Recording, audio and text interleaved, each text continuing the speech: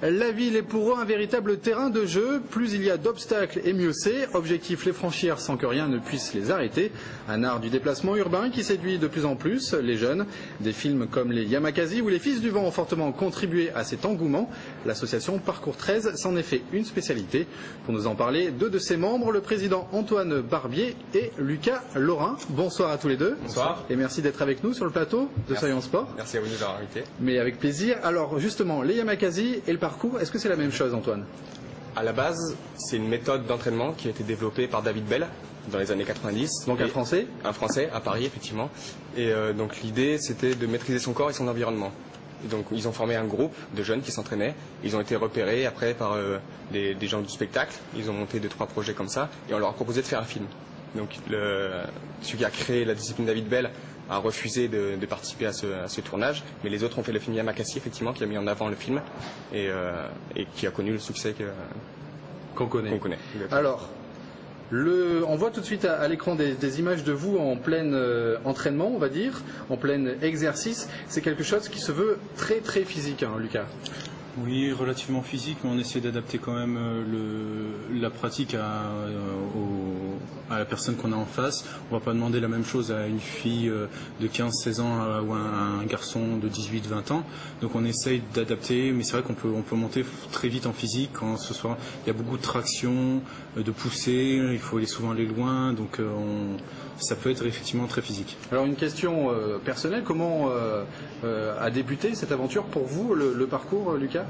Moi j'ai connu le parcours en fait quand j'étais en IUT sur Dijon et j'en avais entendu parler, recherché un peu sur internet, sur des forums, et j'avais entendu parler d'un groupe sur Dijon et j'ai commencé avec eux, ils m'ont transmis. Après je suis à Euromède actuellement, donc ils m'ont dit écoute, sur Marseille il y a des gens qui bougent, voilà leur numéro, essaye de les rentrer en contact.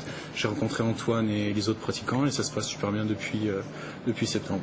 Et justement Antoine, au sein de l'association, ce que vous avez appris, vous essayez aussi de le transmettre à travers des cours que vous proposez régulièrement, si je me trompe pas. C'est ça, en fait on a commencé à créer un petit groupe, à bouger entre nous, s'entraîner sérieusement toutes les semaines.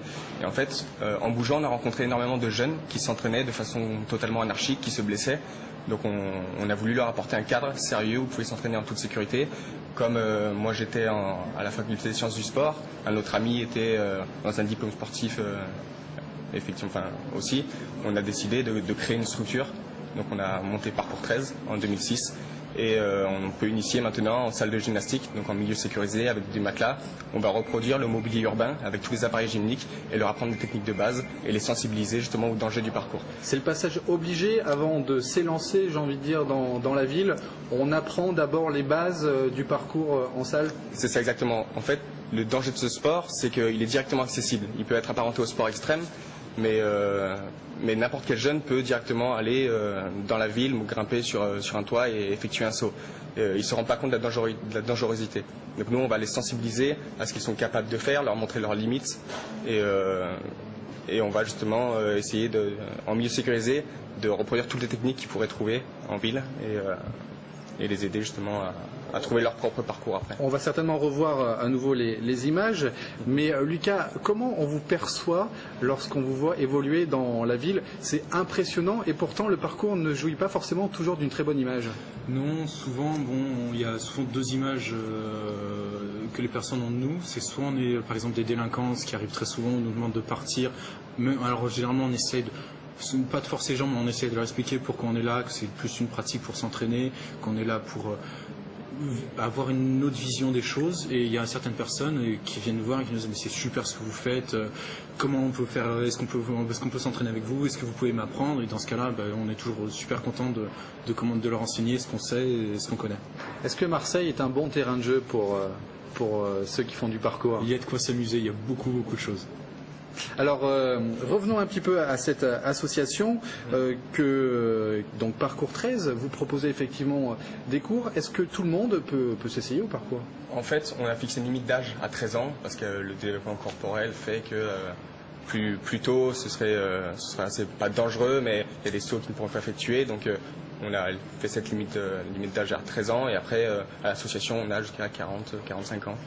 Est-ce que les filles répondent présentes également? Les filles répondent présentes, elles sont en minorité effectivement. Dans l'association on en compte 6 à peu près, mais la majorité, effectivement, ça va être des garçons.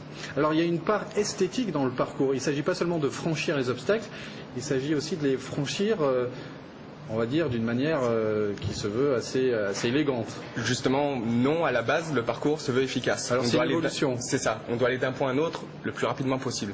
C'est dans un souci d'utilité. Il faut que si on a un pépin un jour en ville, on puisse s'en sortir. Par exemple, vous avez oublié vos clés, vous pouvez passer par le balcon pour aller les chercher. Et après, on va dire, il y a une dérive, entre guillemets, de ce sport où ça va être plus acrobatique, plus spectaculaire. Parce qu'effectivement, ça plaît beaucoup aux médias. Donc, on a envie de faire la promotion de cette discipline. Et ce que recherchent les médias et le public, ça va être surtout ce côté spectaculaire.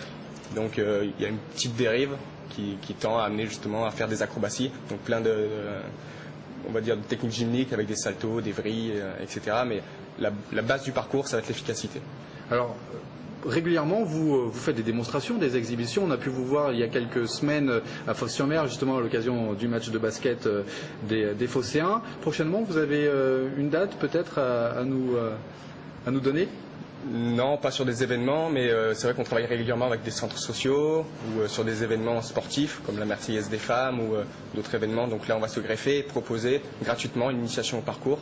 On a aussi comme projet de faire des marches urbaines, donc découvrir la ville et leur montrer notre propre vision, notre interprétation de notre milieu. On va voir tout de suite à l'écran l'adresse de votre site internet pour que justement les téléspectateurs puissent s'y rendre et avoir un maximum d'informations et vous contacter. Merci à tous les deux d'avoir été sur le plateau et on vous dit à très bientôt ici à Soyons Sport.